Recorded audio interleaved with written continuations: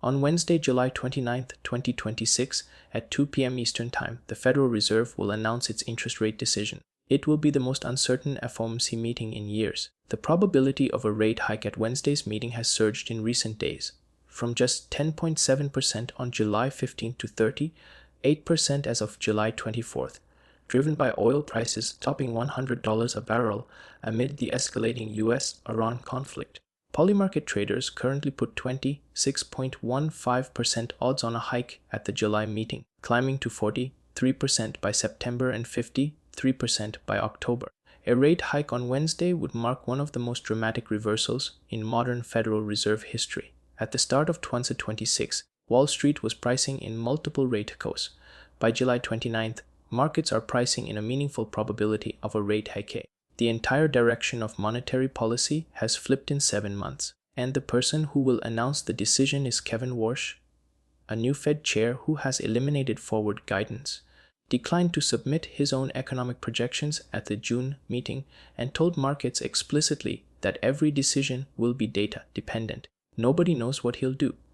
That is literally unprecedented for a modern Federal Reserve chair. Today I'm going to tell you exactly what's at stake on July 29th, the 3 scenarios, the economic data Warsh is looking at, the historical precedents for this exact situation, and what you should do with your portfolio before and after the announcement. I'm pairing this with one of the most serious finance books ever written, A History of Interest Rates by Sidney and Richard Sylla, a book that tracks 5,000 years of interest rate decisions across every major civilization and reveals what history actually tells us about the moment we're in right now. Welcome to Earnings Per Page, Honest Finance, No Hype. Hit subscribe. Let's get into it. Part 1. The data Warsh is looking at and what it says. Let me give you the exact economic picture Warsh faces when he walks into the July 28th pre-meeting deliberations. On inflation, the June CPI came in at 3.5%, below expectations, a sharp drop from May's 4.2%. This was good news that briefly calmed hike fears, but then Brent crude broke $100. Energy is approximately 7% of the CPI basket.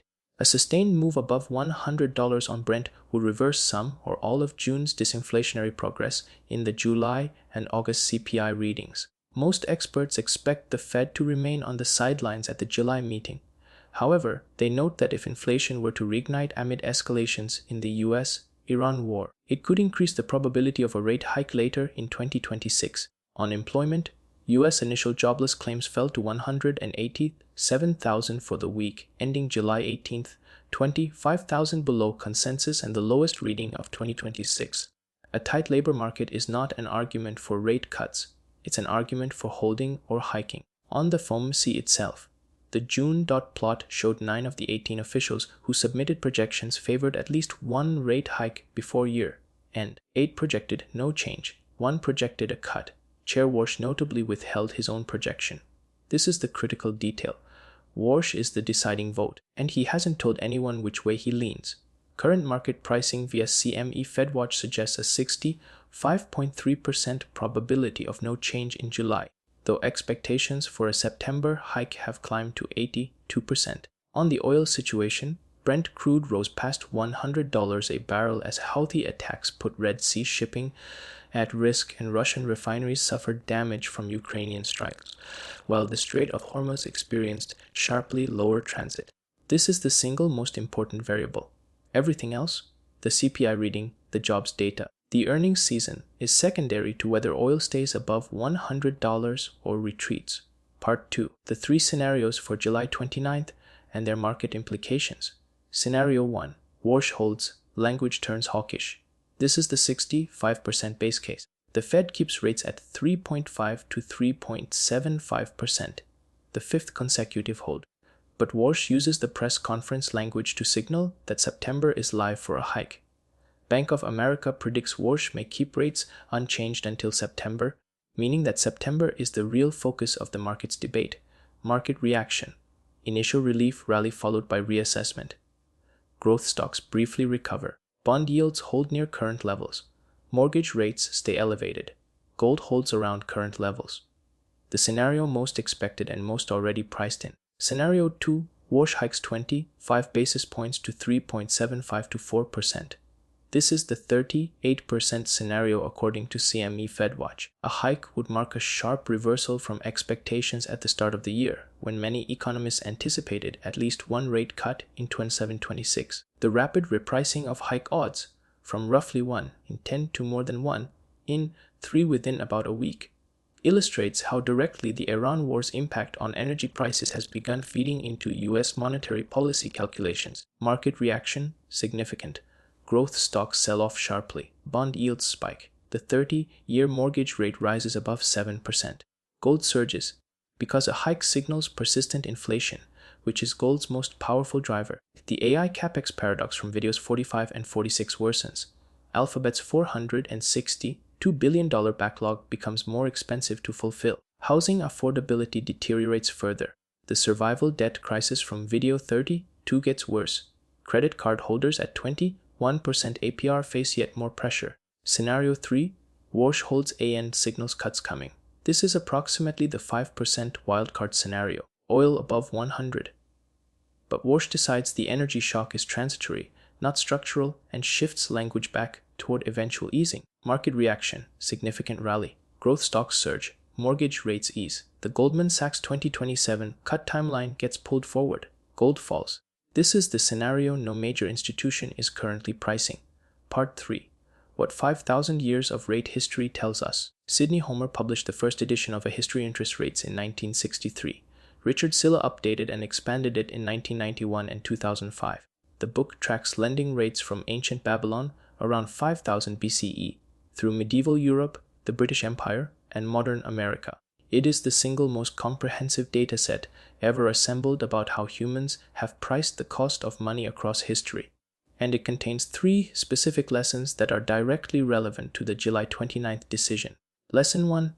Oil shock-driven inflation has historically produced aggressive central bank responses. The most relevant historical precedent for the current situation is 1979. Oil prices spiked, driven by the Iranian Revolution, which cut Iranian oil output dramatically. Inflation surged to double digits. Paul Volcker, the Fed chair at the time, responded with the most aggressive rate hiking cycle in American history. He raised rates above 20%. The recession that followed was severe, but inflation was broken. Homer and Sylla's data shows this pattern. Oil shock inflation that central banks fail to address early tends to become entrenched, requiring even more painful eventual intervention. Warsh is aware of this precedent. The hawkish half of the FOMC that's projecting rate hikes is aware of this precedent. The 38% hike probability reflects market awareness of this precedent. Lesson 2. Credibility is the Fed's most valuable asset and hardest to rebuild once lost. Homer and Sylla document multiple episodes where central banks delayed responding to inflation and paid the price in entrenched price expectations that required much more aggressive eventual tightening. Arthur Burns, Volcker's predecessor, repeatedly delayed rate hikes in the 1970s because the economy looked fragile. The delay allowed inflation to become embedded in wages, prices, and expectations. Volcker's subsequent cure required inducing the worst recession since the Great Depression. Warsh has explicitly said he wants to restore Fed credibility after years of forward guidance that markets felt the Fed repeatedly violated. A hold on July 29th when oil is above $100 and hike odds are at 38% carries a specific credibility risk. Markets may interpret it as the Fed being behind the curve again. Lesson 3. The periods of most uncertain rate policy have historically coincided with genuine turning points in financial history. The periods that Homer and Sylla identify as most historically significant, the abandonment of gold in 1971, the Volcker shock of 1979-1982, the zero-rate era of 2009-2022, all began with meetings where nobody knew what the central bank would do. July 29, 2026 may be one of those meetings. Warsh eliminated forward guidance specifically because he believes the Fed needs to rebuild its reputation for genuine data dependency rather than policy pre-commitment. This is historically unusual, and historically the most unusual Fed moments have preceded the most significant market inflections. Part 4. The Warsh GPT implication and what it means for market volatility. We introduced the term Warsh GPT in video 44. the nickname for Wall Street's AI tools designed to interpret Warsh's deliberately cryptic communications. Experts say it is unlikely that economists and investors will gain new insights into Warsh's economic views, given his stated intention to share less forward guidance. This creates a specific market dynamic on July 29th. Without forward guidance, every word in Warsh's 2:30 p.m. press conference becomes a market event. Traders will be parsing the statement word by word. The removal of one adjective, from somewhat concerned about inflation to concerned about inflation, could move markets by 0.5%. This is the new reality of Fed communication under Warsh. Less information, more volatility around each decision, more power to the actual economic data, CPI, PCE, employment as the signal that drives policy expectations. If you're invested in any market-sensitive assets, stocks, bonds, mortgage-related products, July 29th is not a day to make large portfolio changes. It's a day to hold what you have, watch carefully, and respond to what Warsh actually says rather than what you predicted he'd say. Part 5. The gold and silver signal.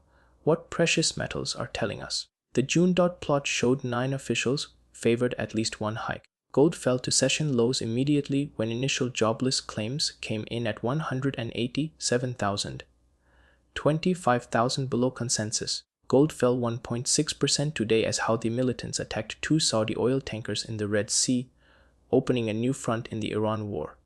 The paradox: a war just got bigger and gold went down. This apparent paradox, gold falling when geopolitical risk rises, has a specific explanation that's important for understanding the July 29th environment. When a geopolitical event raises the probability of a Fed rate hike rather than a cut, as the Iran oil impact does, the effect on gold is ambiguous. Higher rates increase the opportunity cost of holding non-yielding gold. That rate rise effect can temporarily outweigh the safe haven effect. This is exactly what happened.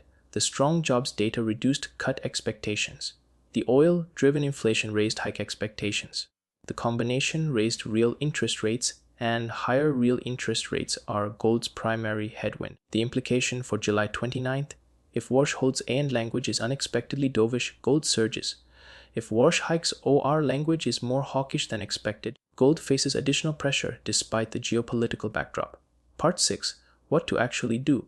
The honest July 28th framework. Here is the practical guidance for the next 24 to 48 hours. Before the decision on July 29th, don't make large portfolio changes based on your prediction of what Warsh will do. Nobody knows. That is the defining feature of this meeting. The 38% hike probability means the market is genuinely split. Any large directional bet you make before 2 p.m. Wednesday is essentially a coin flip with leverage. After the decision, here are the specific reactions to watch for and what to do with each. If Warsh holds with neutral language, the market was expecting this. Modest relief rally in stocks. Bonds hold steady, mortgage rates unchanged, gold holds, no dramatic action required. If Warsh holds with hawkish language signaling September as live, watch bond yields. If the 10-year treasury moves above 4.6%, that's a signal to reduce long-duration bond exposure in your portfolio.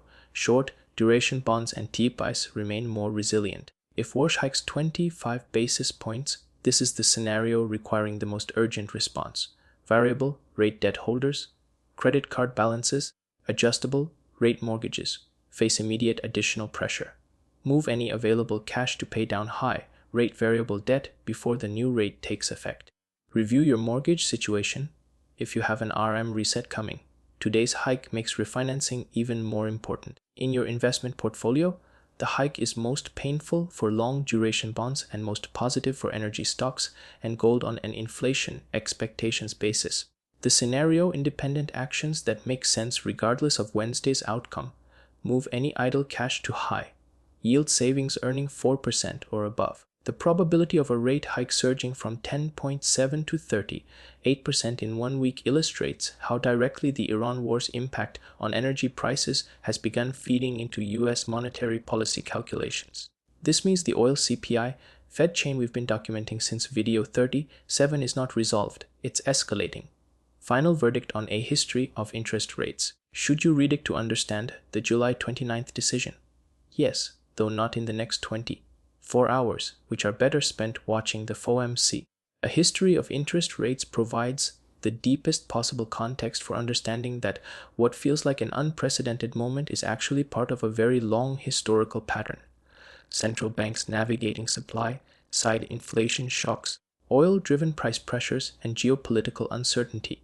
Homer and Sylla's 5,000-year dataset shows one consistent truth. Interest rates are ultimately determined by the balance between supply and demand for capital. And no central bank decision, however dramatic, permanently overrides that balance. Warsh's decision on Wednesday, hold or hike, is a point on a very long historical curve. My rating, 10 out of 10. The most seriously researched finance book ever written, not a casual read, essential for anyone who wants to understand money at the deepest possible level. The honest bottom line for July 27, 2026. The most uncertain Fed meeting in years happens in 3 days. 38% hike probability. Warsh without his own projection submitted. No forward guidance. Oil above $100. June CPI at 3.5%. Jobs data stronger than expected. The data is contradictory and the outcome is genuinely uncertain. History says, the most important meetings are always the ones where nobody knows what happens. Be prepared for all 3 scenarios. Don't make large directional bets before Wednesday. Watch the press conference word by word. React to what Warsh says, not what you predicted. If this prepared you for the most important Fed meeting of 2026, subscribe to Earnings Per Page. Drop a comment with your prediction, hold, hike, or surprise cut. See you on the other side of Wednesday. See you in the next one.